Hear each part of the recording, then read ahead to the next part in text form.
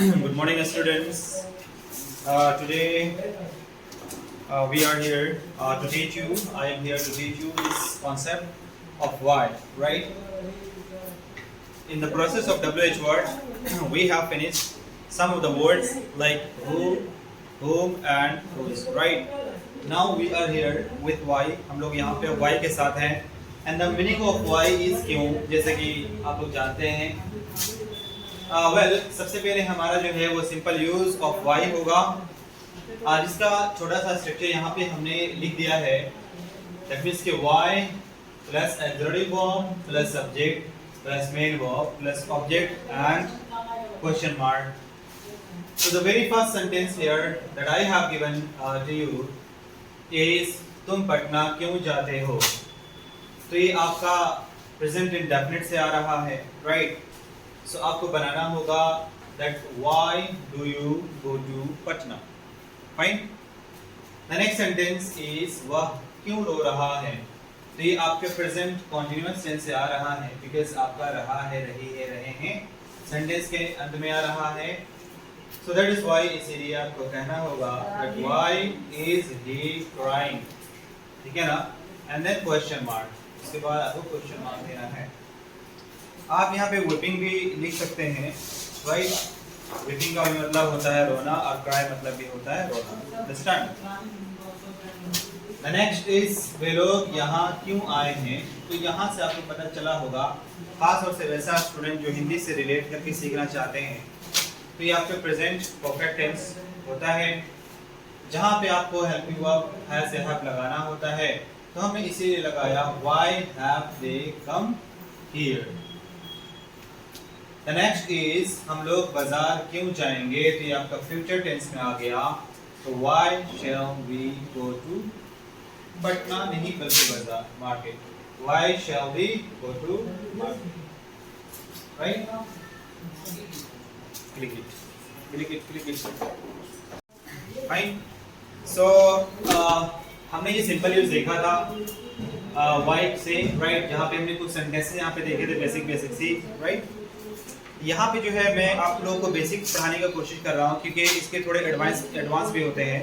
But मेरा मोटो है कि मैं शुरू में थोड़ा बेसिक बताऊँ और उसके बाद जो है with the passage of time के हिसाब से हम लोग थोड़ा एडवांस में भी चलेंगे. Right. So first of all just I want to see. मैं देखना चाहता हूँ whether the students like it or not. Students को ये चीज़ें पसंद आती है कि नहीं और what how they responded कैसे उसे रिस्पॉन्ड करते हैं और are they paying interest into it और in it क्या वे लोग इसमें जो है इंटरेस्ट पे कर रहे हैं कि नहीं कर रहे हैं. So if I find these things okay or smooth, definitely I will go a little further. थोड़ा आगे जाएंगे और I will pick something advanced कुछ नया एडवांस दिखाएंगे. But this is my very new or the first videos maybe. The series is first. This is my first series. So that is why just I am thinking and I am giving you some basic thing, not advanced thing. By the way, तो हमने यहाँ पे simple use देखा है why से और इसी का थोड़ा सा और क्या है कि हम लोग जब इसके सेकंड यूज की तरफ चलते हैं so that is called prepositional use. से prepositional use कहते हैं. और prepositional use हम लोग एक ट्रेडिशनल वे में ट्रेडिशनल तरीके से WH वर्ड में जैसा कि हम मान के चलते हैं कि तीन तरह का यूसेज होते हैं. सिंपल यूज हो गया, prepositional यूज हो गया और कंजंक्शनल यूज हो गया. तो ये हमारा ट्रेडिशनल तरीका होता है, एक रूल माना जाता है. बट व्हाट इज दैट कि हम क्या होता है ना कि कुछ के साथ हम prepositional यूज नहीं करते हैं. राइट.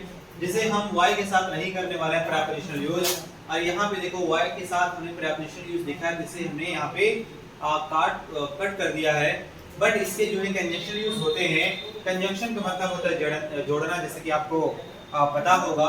सो हम कैसे यहाँ पे कंजंक्शन यूज में कैसे जोड़ने वाले सेंटेंसेस को. सबसे पहले हम क्या करेंगे यहाँ पे दैट इज व्हाई. ये हमारा एक फ्रेज है. हम इसका हिंदी जो मीनिंग होता है यही कारण है कि यहाँ पे हमें इससे जोड़ना पड़ेगा. इस फ्रेज के साथ हम लोग यहाँ पे सेंटेंस को जोड़ेंगे. राइट. तो जब हमारा सेंटेंस प्रेजेंट में रहेगा, किसमें रहेगा, प्रेजेंट में रहेगा, तो हम यहाँ पे दैट इज व्हाई से सेंटेंस को जोड़ेंगे. लेकिन जब हमारा सेंटेंस पास्ट में रहेगा तो वहाँ पे हम दैट वाज व्हाई से जोड़ने वाले हैं. Understand this.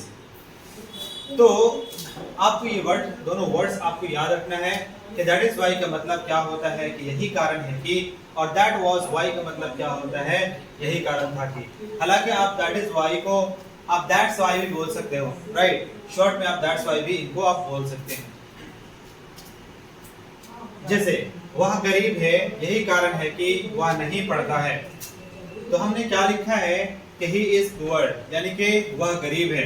अगर यहां से यहां तक आप ट्रांसलेशन देखना चाहते हो तो यहाँ पे लिखा हुआ है कि वह गरीब है, तो ही इज पुअर। और उसके बाद जो है यही कारण है कि, तो यही कारण है कि आप जो है मीनिंग जानते हैं, मीनिंग आप जानते हैं कि यही कारण है कि हमने क्या लिखा है कि that is why, that is why वह नहीं पढ़ता है, तो ही डज नॉट स्टडी। मतलब ये कि यहाँ पे जिस तरीके से आपका हिंदी का सेंटेंस होगा उसी तरीके से हम उसका ट्रांसलेशन करते हैं, ठीक है ना। सो वह गरीब है, यही कारण है कि वह नहीं पढ़ता है, तो he is poor, that is why he does not study. उसके बाद दूसरा है हमारा ये वाला, ये तो फर्स्ट हो गया, ये सेकंड हो गया कि वर्षा हो रही थी, यही कारण था कि मैं स्कूल नहीं गया। तो इट वाज रेनिंग, यहाँ तक ये हो गया कि वर्षा हो रही थी, यही कारण था कि, तो दैट वाज व्हाई, यही कारण था कि मैं स्कूल नहीं गया, तो I did not go to the school, right. तो आप कुल मिला के इस तरीके से देख सकते हैं कि it was raining, that was why I did not go to the school.